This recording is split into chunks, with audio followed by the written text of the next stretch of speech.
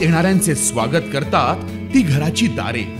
आपले घर, बंगला, ऑफिस, फार्म हाऊस यासाठी सुंदर डिझाईन केलेली jumbo French door, safety door आणि तीही 18 गेज GI सेक्शन मटेरियल वापरून आणि 80 मायक्रॉन पावडर कोटिंग केलेली, संपूर्णपणे मेंटेनन्स फ्री।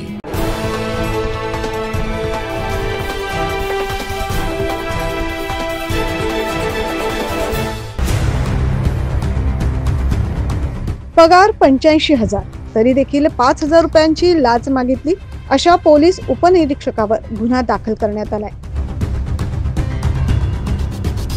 याबाबत सविस्तर वृत्त असं की राज्य शासनाचा 85,000 पगार घेणाऱ्या सहाय्यक उपनिरीक्षकाने भंगार व्यावसायिकाकडे 50,000 रुपये लाचेची मागणी केली। तडजोडीत ती 5,000ची लाच घेण्याची तयारी दर्शवली। या प्रकरणी शुक्रवारी अंबड पोलीस ठाण्यात गुन्हे शाखा युनिट 2 चे सहाय्यक उपनिरीक्षक राजेंद्र घुमरे यांच्या विरोधात गुन्हा दाखल करण्यात आलाय। लाचलुचपत प्रतिबंधक विभागाच्या पथकाने गुन्हे शाखा युनिट 2 च्या कार्यालयाच्या आवारात ही कारवाई केली। तक्रारदार भंगार व्यावसायिकाच्या भावाने चोरीच्या नळाचे वॉल 15,000 रुपयांना खरेदी केले।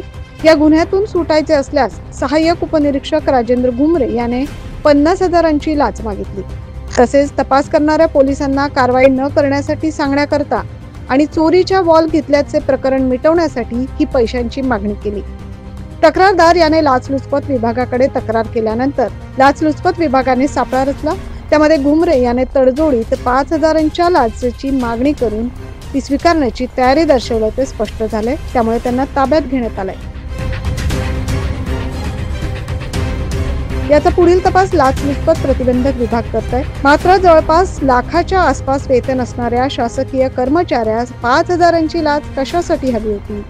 सर्वसामान्य नागरिकांना लाचेची मागणी करून भ्रष्टाचाराचे बळी का पडतायत, असे एक ना अनेक प्रश्न स्थानिक नागरिकांकडून विचारले जात आहेत। त्यामुळे आता घुमरे यांच्यावर काय कारवाई होणार हे बघणं महत्त्वाचं असणार आहे। 9 न्यूज महाराष्ट्रासाठी प्रतिनिधी नितीन चव्हाण।